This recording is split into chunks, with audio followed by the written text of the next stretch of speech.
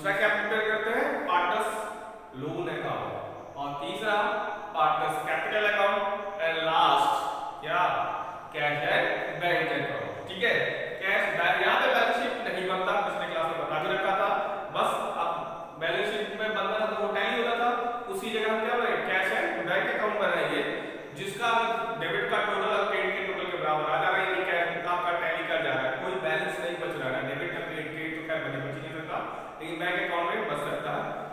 तो उस सिचुएशन अगर टैली नहीं, मतलब टैली कर रहा है तो आपका क्वेश्चन सही है। तो सबसे बड़ी चीज ये था कि रियलाइजेशन अकाउंट आपका फर्स्ट टाइम है, इससे पहले आपने नहीं बना रखा है, लेकिन partners capital account, partners loan account और cash and bank account already आप सीख चुके हो। तो नया यहाँ जो सीखना है वो क्या सीखना है, रियलाइजेशन अकाउंट किस तरीके से प्रिपेयर करते हैं, कौन कौन सी चीजें उसके अंदर पुट अप करते हैं, तो वही इस क्लास में आपको सीखना है। उसके बाद हम आपको एक क्वेश्चन करेंगे, ठीक है, ताकि आपको एकदम क्लियर हो जाए। तो देखिए ये फॉर्मेट आपके सामने है, क्या format, format of realisation account. तो इसमें कुछ नहीं, बहुत आसान है, आसान इसलिए आपको इसके लिए क्या करना होगा, सबसे पहले क्वेश्चन में जो बैलेंस शीट दे रखा है उसको आप उठा लीजिए, ठीक है, उसको उठाने के बाद आपको क्या करना है, सबसे पहला काम, देखिए स्टेप बाय स्टेप चलेंगे हम, तो बहुत आसान होगा, नहीं तो बाकी दिक्कतें हो सकती है आपको।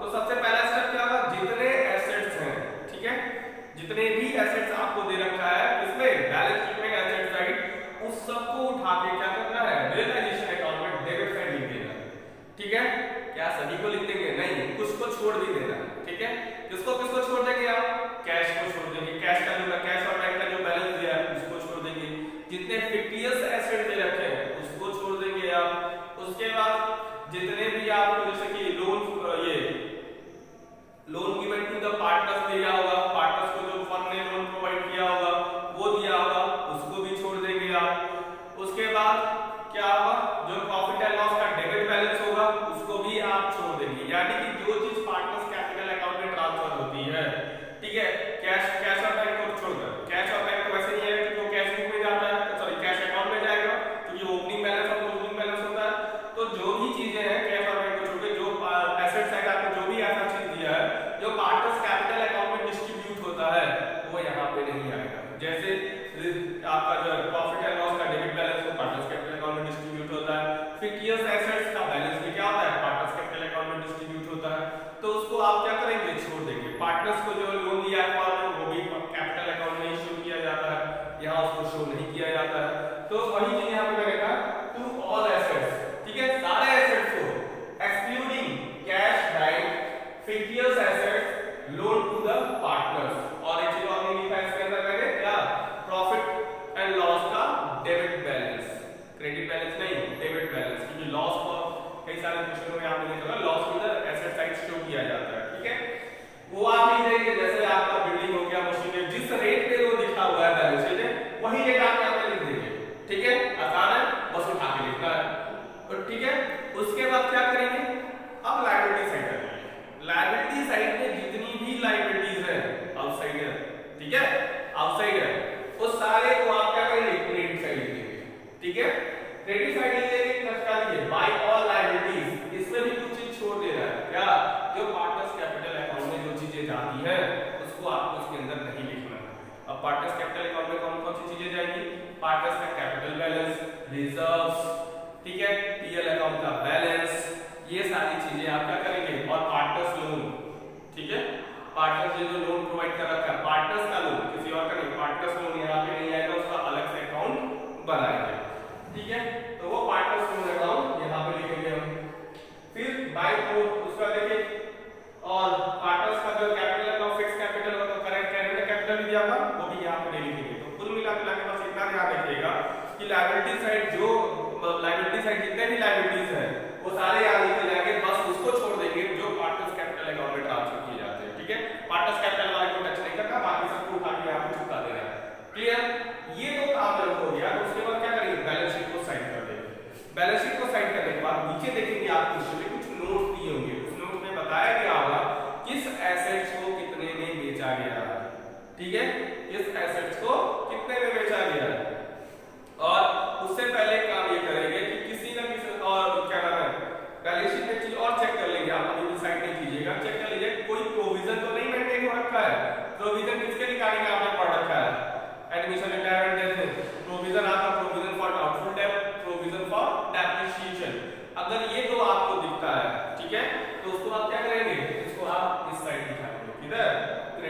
Provision on any asset. तो प्रोविजन फॉर डाउटफुल डेट ये भी आपके डेब्टर्स के ऊपर बनता है, प्रोविजन फॉर डेप्रिसिएशन ये भी आपके एसेट्स के ऊपर बनता है, तो उसको आप यहाँ पे लिख देंगे, ठीक है। उसके बाद आप देखेंगे कौन सा कौन से एसेट्स कितने में बिक रहे हैं। तो जो एसेट्स आपके बिक रहे हैं बता रखा होगा आपको क्वेश्चन में, बिल्डिंग इतने का बिका, या फिर फर्नीचर से इतना परसेंट रियलाइज हुआ, या फिर लैंड इतने में बिक गया। तो जो भी रेट बिका होगा तो वहां पे बाई बैंक या कैश, बैंक की जनरली लिखा जाता है ना बाई बैंक, जितने अमाउंट में बिका बाई बैंक के अंदर नीचे लिखेंगे सब एक साथ करेंगे, बिल्डिंग मशीनरी जो भी बिक रहा है वो सजेस्ट से आपको कैश या बैंक रियलाइज हो रहा है उसको लिख के टोटल करके आप यहाँ पे लिख देंगे, ठीक है। उसके बाद क्या करेंगे आप, उसके बाद बाय बैंक और कैश, बहुत सारे ऐसे एसेट्स होंगे जो उसके अंदर रिकॉर्ड ही नहीं हुए होंगे, उसके बारे में भी दे रखा होगा, वो भी सोल्ड आउट हुआ होगा, तो अनरिकॉर्डेड एसेट्स के थ्रू जो भी होगा तो वो भी आप उसमें शो कर सकते हैं, आगे भी आप शो कर सकते हैं by bank cash recorded from unrecorded assets, ठीक है। उसका टोटल आ गया कितना उससे पैसा रियलाइज हुआ। उसके बाद ये भी हो रखा होगा कि कुछ पार्टनर्स क्या किए होंगे, कुछ एसेट्स को अपने घर लेके गए होंगे, ठीक है, अपने पर्सनल यूज के लिए, तो उसको क्या करेंगे, वो जो पार्टनर ले गया होगा उस पार्टनर्स कैपिटल का नाम लिख देंगे, सपोज एबीसी पार्टनर है, बी क्या कर रहा है मशीनरी 1 लाख में लेके चला गया, ठीक है, तो यहां पे बाई बीस कैपिटल 1 लाख मान लिख देंगे और नीचे लिख देंगे टेक ओवर, कौन क्या टेक ओवर किया है, मशीनरी टेक ओवर किया, तो बाई ए का बाई बी जो भी पार्टनर ले गया उसका नाम ब्रैकेट में मशीनरी 1 लाख रुपए, ठीक है। उसके बाद उसका क्लियर लिखते ही उसके बाद क्या करेंगे, सारे एसेट्स का हिसाब हमने कर लिया, कितना हमको कैश आया बाय बैंक करके लिख दिया, ठीक है। उसके बाद कितना हमको जो है ये पार्टनर्स कितना ले गए वो भी हमने लिख दिया। उसके बाद क्या करेंगे हम टू, अब क्या करेंगे यहाँ पे, अब एसेट से जो पैसा रियलाइज हो गया अब पेमेंट करके चलेंगे, ठीक है। पेमेंट किसको करेंगे, amount paid for discharge liability, जो लायबिलिटी आप पेमेंट क्रेडिटर्स को या फिर किसी अदर इंस्टीट्यूशन से आपने लोन ले रखा है उसको अगर आप यहाँ वो जब आपको आता है वो सारे को आप पेमेंट करके यहाँ टोटल आप लिख देंगे, ठीक है, कितना पेमेंट किया गया। उसके बाद क्या होगा, कुछ ऐसी भी लायबिलिटीज होंगी जो रिकॉर्ड नहीं हुई होंगी उसका भी पेमेंट किया गया होगा, तो उसका भी पेमेंट आप यहाँ पे शो कर देंगे कैश, ठीक है। उसके बाद क्या करेंगे, फिर उसके बाद ये सारे जो प्रोसीजर हो रहे होंगे सामान बेचने का, लोन का सेटलमेंट करने के लिए, इसमें भी तो खर्चे आ रहे होंगे, तो उस खर्चे को कहा जाता है रियलाइजेशन एक्सपेंस। रियलाइजेशन एक्सपेंस में भी जो आपका पैसा जा रहा है तो to bank cash realisation expense जितना आपका एक्सपेंस होता है वो यहाँ पे आप लिख देंगे। उसके बाद क्या करेंगे, आप टोटल करेंगे, अगर आपका डेबिट का टोटल क्रेडिट के टोटल से ज्यादा है, ठीक है, तो इसका मतलब क्या हुआ, लॉस हुआ, तो वो डिविजिबल लॉस आपका क्या होगा पार्टनर्स कैपिटल अकाउंट के रूप में डिस्ट्रीब्यूट हो जाएगा। अगर टोटल आपका क्रेडिट का टोटल ज्यादा है और डेबिट का कम है तो क्या होगा, प्रॉफिट होगा, वही मैंने डिविजिबल प्रॉफिट लिखा, यहाँ पार्टनर्स कैपिटल अकाउंट में वो डिस्ट्रीब्यूट हो जाएगा किस रेशियो में, ओल्ड रेशियो में, हमेशा याद रखिएगा किस रेशियो में, ओल्ड रेशियो में डिस्ट्रीब्यूट होगा, ठीक है। एक बार और याद दीजिएगा, हमने सबसे पहला काम क्या किया, सबसे पहले देखिए सबसे आसान तरीका क्या है, आप पहले फॉर्मेट बना लीजिए, फॉर्मेट बनाने के बाद आप क्या करेंगे, जो भी एसेट्स है आपके बैलेंस शीट में, ठीक है, किसको किसको छोड़कर, कैश और बैंक बैलेंस को छोड़कर, फिक्स्ड एसेट्स को छोड़कर, और लोन टू द पार्टनर है उसको छोड़कर, लोन टू द पार्टनर का मतलब पार्टनर्स ने लोन दिया किसको, सॉरी फर्म ने लोन दिया किसको, पार्टनर्स को, ठीक है, उसको छोड़कर आप क्या करेंगे, वो यहाँ पे सारे एसेट्स को लाइन वाइज टोटल करके आप यहाँ पे लिख देंगे, ठीक है। उसी तरीके से लायबिलिटीज को यहाँ पे लिख देंगे, कितनी लायबिलिटीज है आउटसाइडर वाली, तो इसमें कैपिटल्स के बीच जो भी ट्रांसफर होता है उसको छोड़कर capital account, reserve, PL account का बैलेंस, ये सब को छोड़कर आप यहाँ पे लिख देंगे। उसके बाद बैलेंस शीट में देखिए कि कोई प्रोविजंस तो नहीं मेंटेन हो रखा है, अगर मेंटेन हो रखा है तो उसको भी आप क्रेडिट साइड लिख देंगे, ठीक है। इसके बाद आपके पास बैलेंस शीट का कोई काम नहीं, बैलेंस शीट को साइड कर दीजिए। उसके बाद क्या करेंगे, आप नीचे नोट्स में दे रखे जो भी उसमें नोट्स दे रखे होंगे उस नोट्स में आप देख लीजिए क्या क्या कितने में बिका है, ठीक है। तो जब बिका हुआ है, एसेट्स रियलाइज हो रहा है, पैसा आपके पास आ रहा है, तो उसको क्या करेंगे, रियलाइजेशन अकाउंट में क्रेडिट करेंगे, बाय टाइम करके कौन कौन सा कितने कितने में एसेट्स गया हुआ है, ये एसेट्स ज्यादा करते करते क्रेडिट करते हैं, उसको आप यहाँ चेक करें, वहां लिख देंगे टोटल अमाउंट। उसके बाद कुछ एसेट्स पार्टनर्स लेके गए होंगे, तो उन पार्टनर्स का नाम और एसेट ले गए वो ब्रैकेट में, वो अमाउंट कितने में ले गए वो अमाउंट लिख देंगे, ठीक है। उसके बाद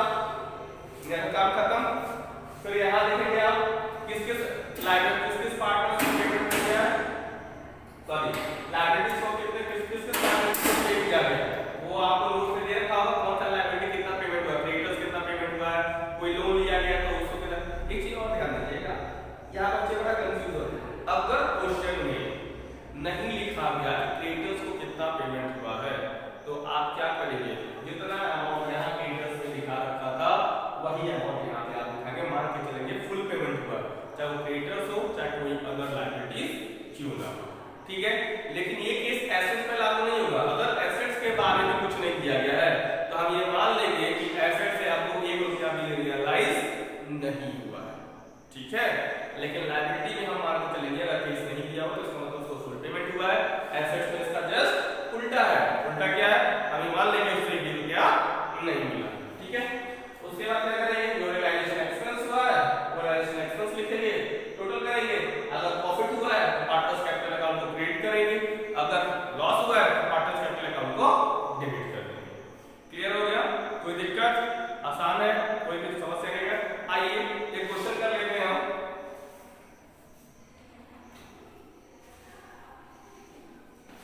आपके बुक में जो है पेज नंबर 6.89 पे आ जाइए, बुक निकाल लीजिए, पेज नंबर 6.89 न्यू बुक में, ठीक है, जो इस साल लॉन्च हुई है उस पेज पे, और बाकी में आगे पीछे हो सकता है पुरानी वाली किताब में। तो क्वेश्चन नंबर 4 पे आइए, इससे आप ज्यादा क्लियर हो जाएंगे क्योंकि इसके अंदर रियलाइजेशन अकाउंट भी बनाना है, बैंक अकाउंट भी बनाना है, और साथ ही साथ आपको पार्टनर्स कैपिटल अकाउंट भी बनाना है, ठीक है। चलिए स्टार्ट करते हैं।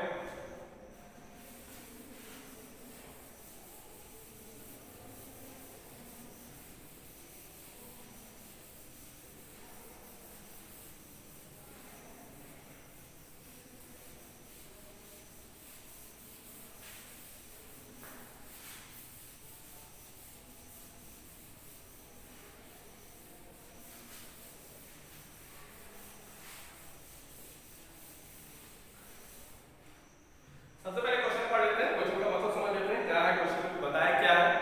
देखिए क्वेश्चन में क्वेश्चन इस तरीके से आपको आना है, the following is the balance sheet of A and B as at 31st March 2018, the profit sharing of the partner are 3:2। Profit sharing ratio क्या था, 3:2 था, और नीचे आपको बैलेंस शीट दे रखा हुआ है, लायबिलिटी साइड और asset side. Land and building अगर हम देखें 30,000 है, मोटर व्हीकल 18,300, स्टॉक 72,800, डेब्टर्स की बात करें तो 1,13,200 दिया हुआ है, प्रोविजन इसमें से लेस किया गया 2450, ठीक है। तो टोटल आपका जो डेब्टर्स बचा कितना, 1,10,550। फिर cash and bank, cash and bank आपको दे रखा है 13,650। फिर आइए लायबिलिटी साइड की अगर बात करें, क्रेडिटर्स आउटसाइड में एक ही है, क्रेडिटर्स कितना 97,500। फिर कैपिटल अकाउंट की बात करें तो ए 85,000, बी 63,000, टोटल आपका 1,48,000 हो गया, ठीक है। ये तो बैलेंस शीट की बात हो गई। चलिए बैलेंस शीट वाला काम पहले पूरा कर लेते हैं। सबसे पहले बनता क्या है, realisation account, then partners loan account, then partners capital account, and then cash and bank account. अगर पार्टनर्स लोन नहीं है तो पार्टनर्स लोन अकाउंट बनाने की जरूरत नहीं है, ठीक है, जबरदस्ती मत बनाने लगेगा आपको पार्टनर्स लोन अकाउंट। तो सबसे पहले रियलाइजेशन अकाउंट का फॉर्मेट बना लेते हैं।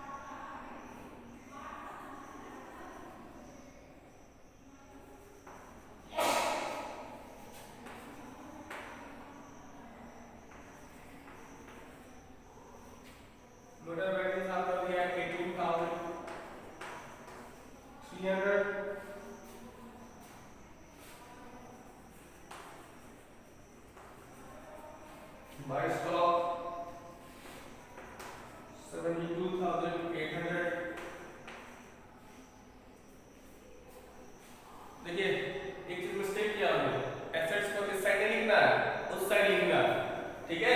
इसलिए आप लोग कंफ्यूज मत होइएगा, मैंने जानबूझ के लिख रहा था ताकि आप लोग मिस्टेक करें, ठीक है।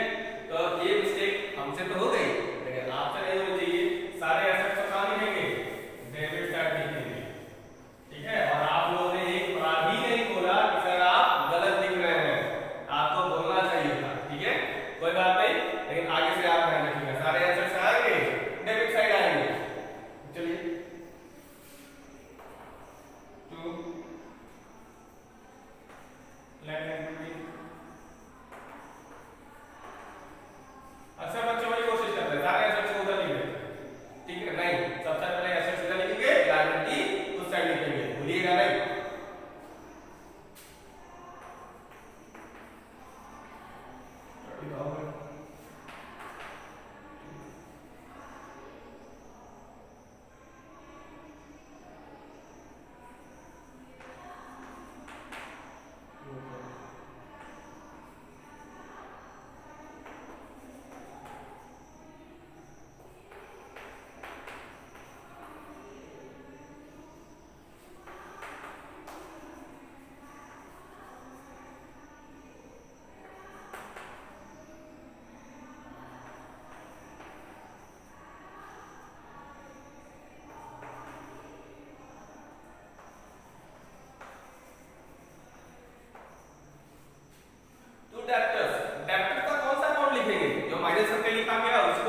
या फिर जो ओरिजिनल अमाउंट है उसको, तो हमेशा याद रखिएगा ओरिजिनल अमाउंट लिखना है, माइनस किया हुआ अमाउंट नहीं लिखना है। यानी कि आपका जो 1,13,200 दिया हुआ है उसको लिखेंगे, ये ना कि माइनस करने के बाद जो आया 1,10,550, जो ओरिजिनल अमाउंट है उसी को आप लिखेंगे। तो कितना अमाउंट है ओरिजिनल, 1,13,200, ठीक है। उसके बाद आपको प्रोविजन दिया है और कैश और बैंक दिया है, तो कैश और बैंक यहाँ आएगा नहीं। अब दूसरा काम क्या है हमारा, लायबिलिटीज लिखना। तो लायबिलिटीज में देखिए क्या दिया हुआ है, सिर्फ क्रेडिटर्स दिया हुआ है, तो बाय क्रेडिटर्स,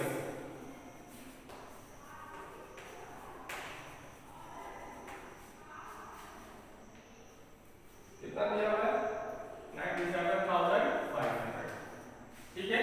और क्या आएगा, और क्या आएगा क्रेडिट साइड, मैंने आपको बताया था जब कोई भी प्रोविजन नीड है किसके ऊपर, एसेट्स के ऊपर, तो भी प्रोविजन आपको यहाँ पे लिखना है।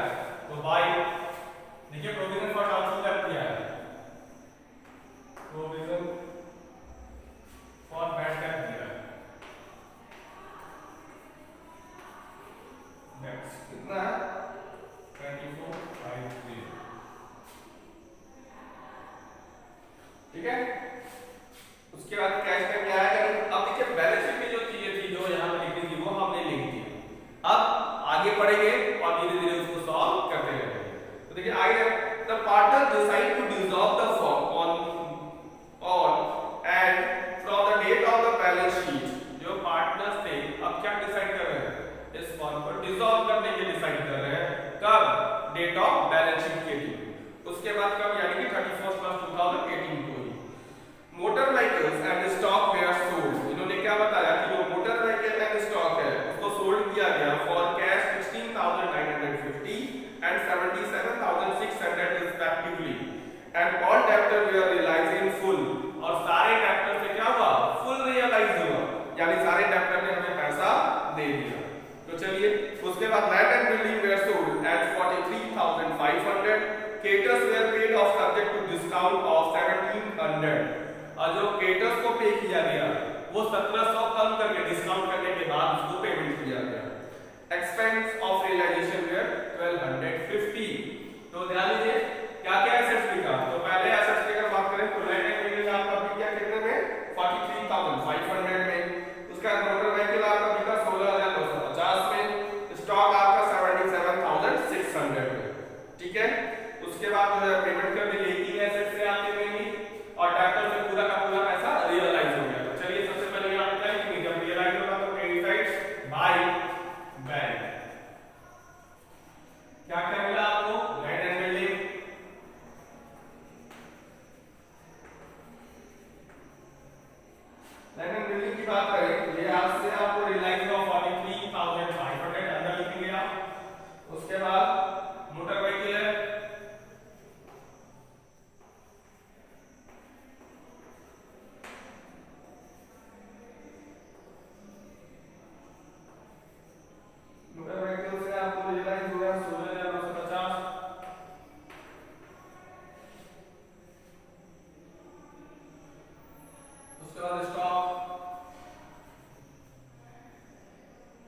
स्टॉक की बात करें तो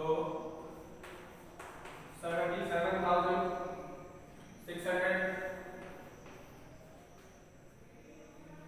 और उसके बाद ट्रैक्टर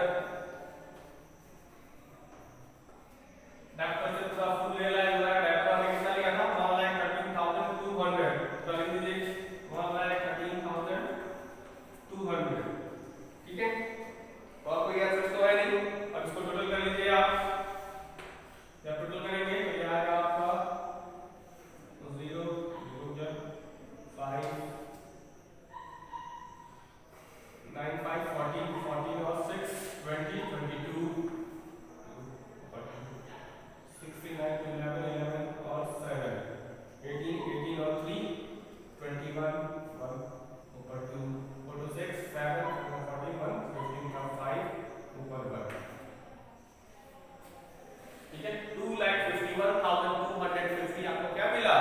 कैश रिसीव हुआ बैंक के थ्रू, जिससे जब आपने एसेट्स को सोल्ड किया। उसके बाद देखिए लायबिलिटी का पेमेंट हुआ है। लायबिलिटी का पेमेंट 1700 डिस्काउंट के साथ किया गया क्रेडिटर्स को। एक ही लायबिलिटी थी, तो चलिए टू बैंक नीचे क्रेडिटर्स, ठीक है। अब देखिए 97,500 हमको पेमेंट करना था, हमें 1700 का क्या मिल गया? डिस्काउंट मिल गया। तो 1700 का जब आपको डिस्काउंट मिल गया तो आप क्या करेंगे? इसमें से माइनस कर देंगे। तो जब माइनस करेंगे तो कितना आएगा? 1700 माइनस करिए तो आपका आ जाएगा 95,800, ठीक है। उसके बाद रियलाइजेशन एक्सपेंस हो रहा है 1250 का, उसे भी दिखाइए। To bank realisation expense bracket में शुरू कर दीजिए। रियलाइजेशन एक्सपेंस कितने का हुआ? 1250 का हुआ है, 1250, ठीक है। तो ये आपका बन गया। अब क्या करेंगे आप? टोटल कर लीजिए, दोनों साइड का फायदा हो रहा है या घाटा हो रहा है। तो चलिए अगर हम टोटल करते हैं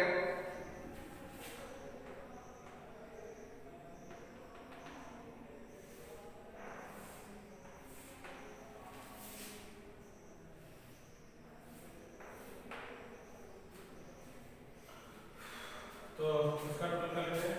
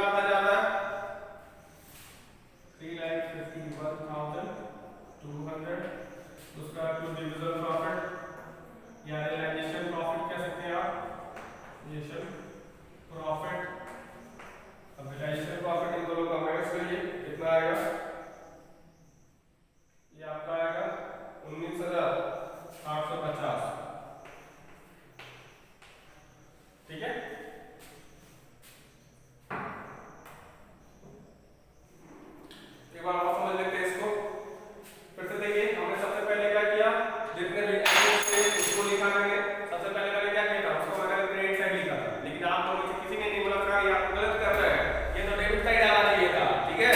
लेकिन फिर जो है आपको सिखाने के लिए मैंने क्या किया, उसको फिर जो है मैंने गलत किया, ताकि आप इस चीज को हमेशा याद रखें कि जो है एसेट हमेशा किधर आएगा, इस साइड आएगा। अगर आप भूल रहे हैं तो क्रॉस याद रखिएगा, ठीक है। अगर ऐसे आप जो है आपके सामने बैलेंस शीट रखा हुआ है, एसेट किस साइड आता है, तो इसमें ट्रांसफर करने के लिए एसेट लेफ्ट हैंड साइड आ जाएगा, लायबिलिटी आपका राइट, क्रॉस याद रखिएगा हमेशा, ठीक है। जो एसेट साइड जो इस साइड लिखा है वो उस साइड जाएगा, उस साइड जो लिखा है वो इस साइड जाएगा, इससे आप कभी भूलेंगे नहीं, ठीक है।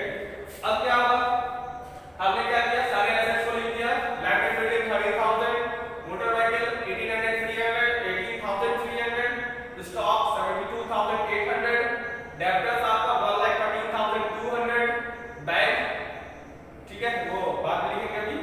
दूसरा देखिए, फिर हमने क्या किया, सारे लायबिलिटीज देखी था, क्रेडिटर्स को लिखा, उसका क्रेडिटर्स आपको रियलाइज कितना 1700 डिस्काउंट में रियलाइज हुआ था, उसको माइनस करने का होगा 95,800 आएगा, फिर रियलाइजेशन एक्सपेंस हुआ था 1250, फिर उसके बाद हमने जितना पैसा आपको रिसीव हुआ एसेट्स को रियलाइज करके, तो बाई बैक में थे land and building, motor vehicle, stock और डेब्टर, तीनों को ऐड किए, हमारा ये आ गया, ठीक है। उसके बाद हमने टोटल किया दोनों साइड्स का, तो पता चला कि हमको रिसीव ज्यादा हुआ और एक्सपेंस हमारा कम हुआ, तो उसमें हमारा क्या हुआ, फायदा हुआ कितने का, 19,850, और ये क्या होगा, पार्टनर्स के बीच बढ़ जाएगा, ठीक है। तो आपको एक चीज ध्यान रखनी होगी, साइड में एक चीज लिख लेना होगा, क्योंकि इसके बाद हम क्या बनाएंगे, पार्टनर्स लोन अकाउंट, लेकिन किसी पार्टनर ने कोई लोन नहीं दिया हुआ है तो पार्टनर्स लोन अकाउंट नहीं बनेगा, सीधे डायरेक्ट क्या बनेगा, पार्टनर्स कैपिटल अकाउंट बनेगा, और उसके बाद कैश अकाउंट बनेगा, ठीक है। तो मैं रिमेंबर करने के लिए क्या आप देखो कॉपी रहेगा, आपको लिखने की जरूरत नहीं, लेकिन मुझे तो मिटा देगा, इसलिए याद रखा होगा कि आपको पैसा रियलाइज कितना हो रहा है, ठीक है। तो रियलाइज हुआ 251,250, और पेमेंट कितना हुआ, पेमेंट की बात करें, क्रेडिटर्स का पेमेंट है 95,800, और रियलाइजेशन एक्सपेंस 1250, ठीक है। चलिए अब इसको मिटाते हैं,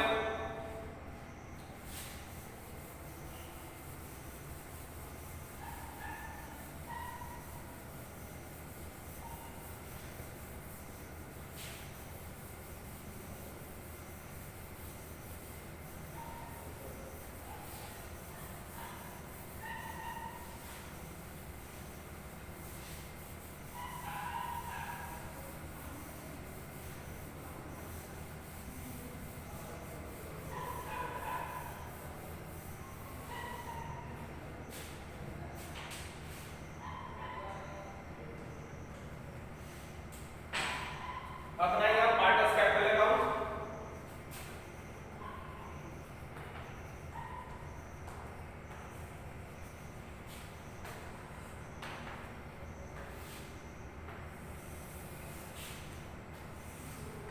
इसमें कोई दिक्कत नहीं होगा, आपको जैसे बनाते आ रहे थे उसी तरीके से बनाना है,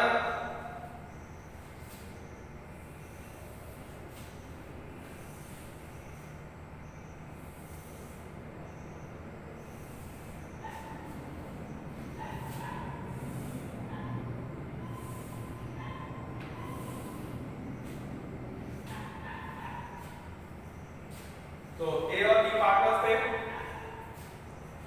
ए बी, ए बी,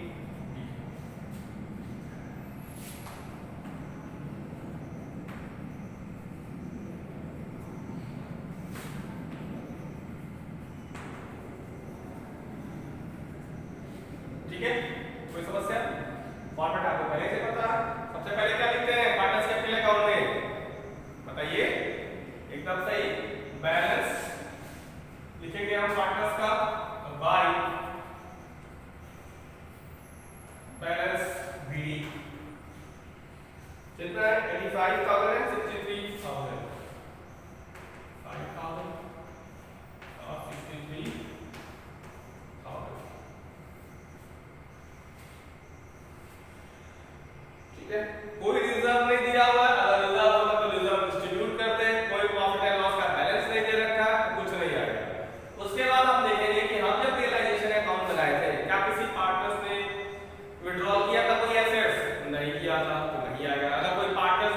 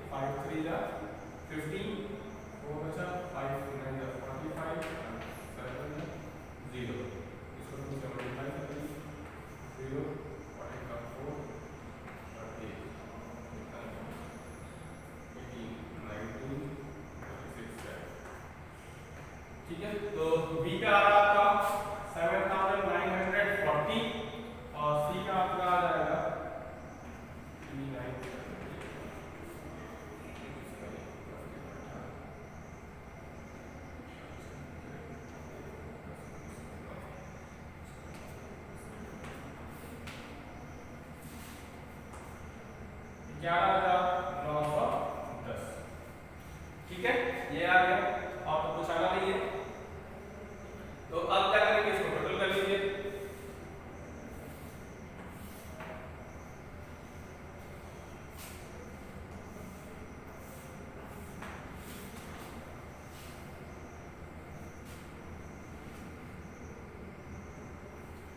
ये आपका आ जाएगा 96,910 और ये आ जाएगा 70,940।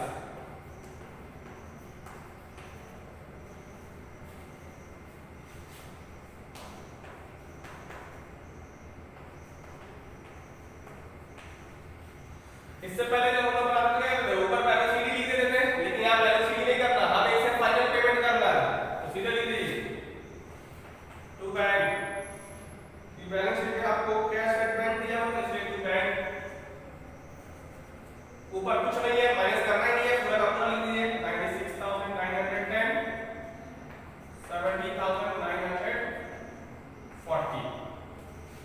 ठीक है, तो ये आपका क्या हो गया, पार्टनर्स को ये पेमेंट कर दिया गया।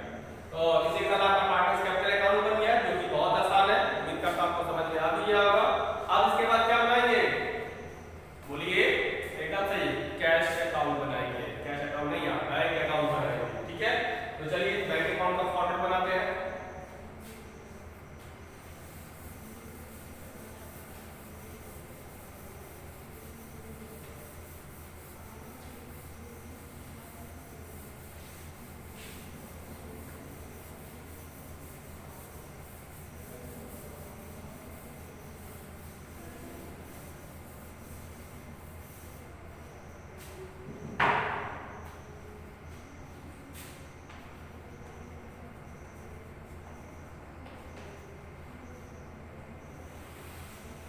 इसका भी फॉर्मेट वही है जैसे अब तक आपको बताते हुए आए हैं बैंक अकाउंट को। बैंक अकाउंट कौन सा अकाउंट है, रियल अकाउंट है। क्यों, क्योंकि ये एसेट्स है, और जब एसेट्स है इसका तो बैलेंस कहां से स्टार्ट होगा, डेबिट बैलेंस से स्टार्ट होगा। यहां पे लिखेंगे टू बैलेंस बीटी। कितना बैलेंस दिया हुआ है, कैश बैंक 13,650। अब इसमें हम क्या करेंगे, जहां जहां से पैसा रिसीव हुआ है, पैसा कहां से, कि यहाँ से रियलाइजेशन ऑफ एसेट से आया, उसको हम डेबिट कर देंगे। जो पैसा गया उसे हम क्रेडिट कर देंगे। एंट्री आपको भी पढ़िएगा, रियल अकाउंट की रूल क्या है, debit what coming and credit was goes out. तो पैसा आ रहा है तो डेबिट, पैसा आ रहा है तो क्रेडिट, जैसे पे ही कर देते ना आप लोग, वही चीज यहां पे भी हम करेंगे। तो सबसे पहले आप देख लीजिए तो टू रियलाइजेशन अकाउंट, पैसा वही से आया, टू रियलाइजेशन अकाउंट। कितना पैसा आया एसेट्स को बेचने के बाद, 2,51,250। देखिए रियलाइजेशन अकाउंट को लिखा हुआ है। ठीक है, और कहीं से कैश आया है, और कहीं से कैश आ ही नहीं सकता, सिर्फ रियलाइजेशन से ही आ सकता है, और कोई पार्टनर्स को लेके आया नहीं है। तो उसके बाद अब क्या करेंगे, अब पेमेंट की बारी आएगी। तो देखते हैं कहां कहां पेमेंट किया है। रियलाइजेशन अकाउंट में पेमेंट किया है बाय